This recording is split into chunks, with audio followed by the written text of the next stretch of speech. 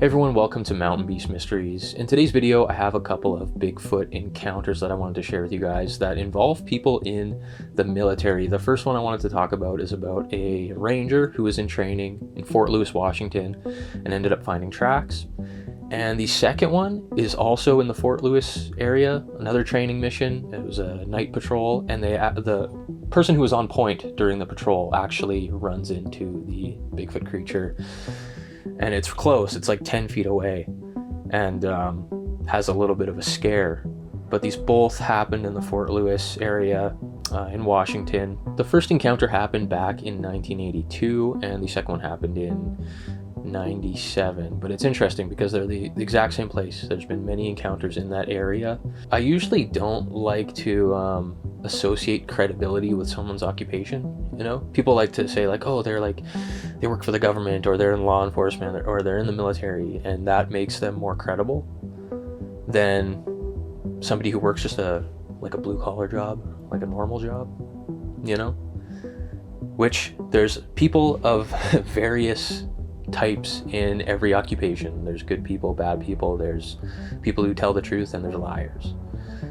So I don't like to associate credibility with occupation.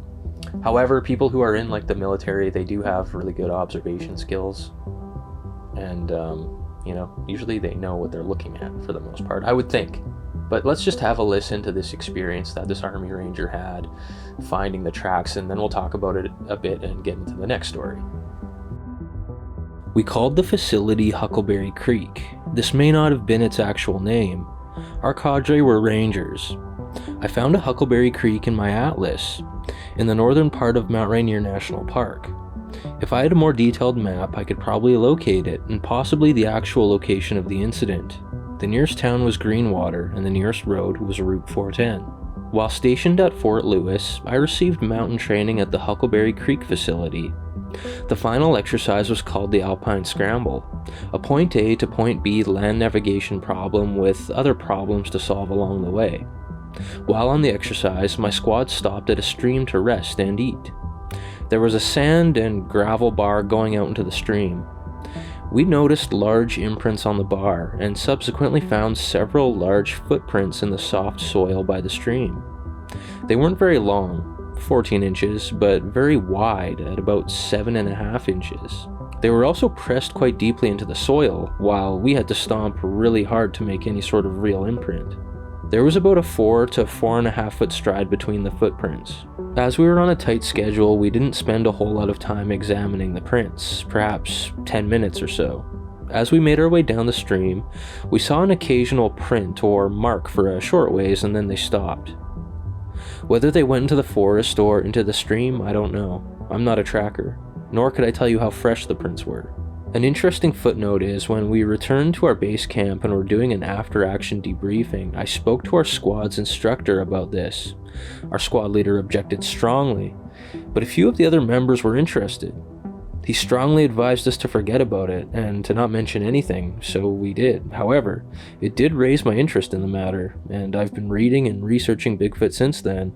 The other squad members might have talked about it, but I didn't, and I went ETS not long after. So yeah, tracks were found in this river on a sandbar, about 14 inches long, 7.5 inches wide, which is kind of, when I imagine it in my head, it seems like a weird proportion for a Bigfoot track. It seems a little wide for that length, but maybe not.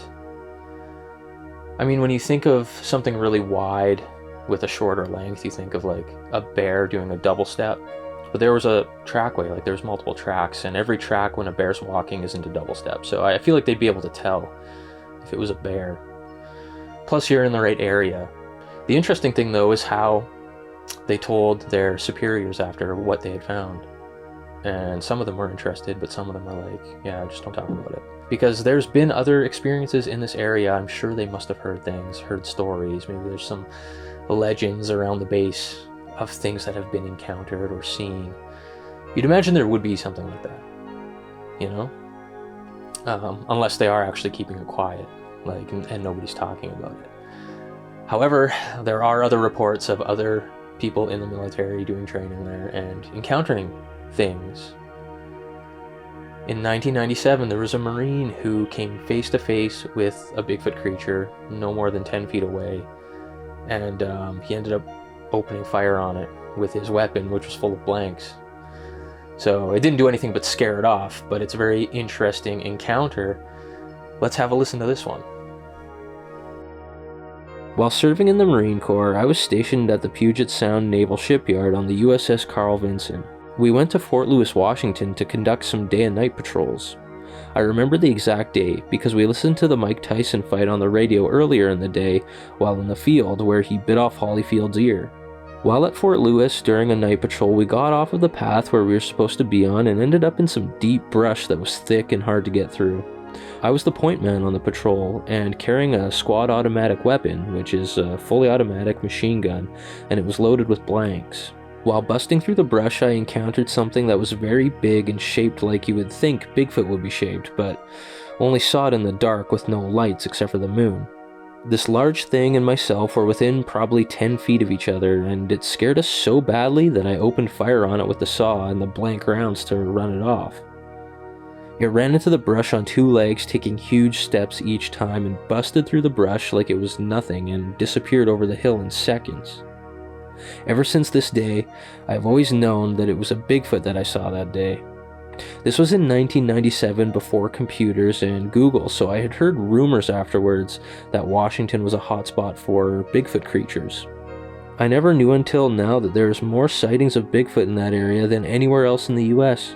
I googled to see what county Fort Lewis was in, and was very surprised when reading through the stories from that county that there were several other sightings on the base such as mine. I don't tell many people this story unless they talk about Bigfoot first because, as you know, most people who have not encountered something like this themselves will not believe you anyways. I like this encounter because they kind of went off trail. They said they were lost off trail, not too far I would assume.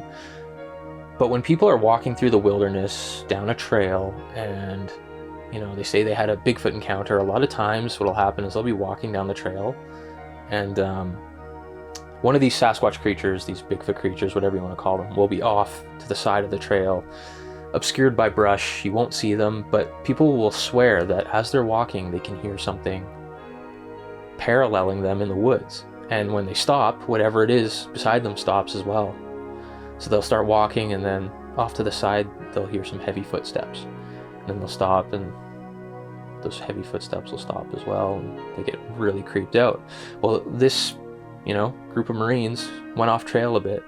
I wonder, as they were moving down this trail through the night, like, I wonder if they were being paralleled by this creature, if it was doing that. And when they went off into the bush, they ended up catching this thing off guard somehow, and then really gave it the shock of its life when the guy opens up on it with his M249 saw and scares it off and watches it take off up the mountain like it was nothing at night. That's the most incredible thing, is how these things are reported to be able to move through the wilderness, through really rough mountainous terrain, not just in daytime but at night. They seem to be moving around at night a lot, you know. Maybe it's just because it's the easiest way to move around without being spotted. And this was just a random, you know, encounter that shouldn't have happened. If they just stayed on the trail, it probably wouldn't have happened. But very interesting encounter nonetheless. But that's all I got for today's video. Just a couple really interesting encounters involving people in the military, people off doing training, not expecting anything to happen, and then boom, they have the encounter of a lifetime.